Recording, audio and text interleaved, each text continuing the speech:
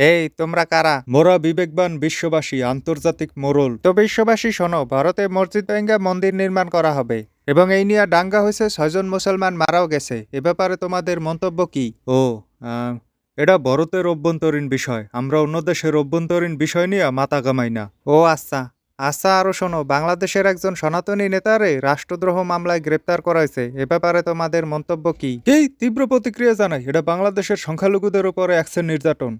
তীব্র প্রতিক্রিয়া এবং সাথে তীব্র নিন্দা জানাই।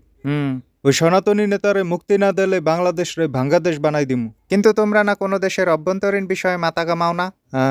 এটা গঙ্গিবাদ, ধর্মীয় মালাবাদ।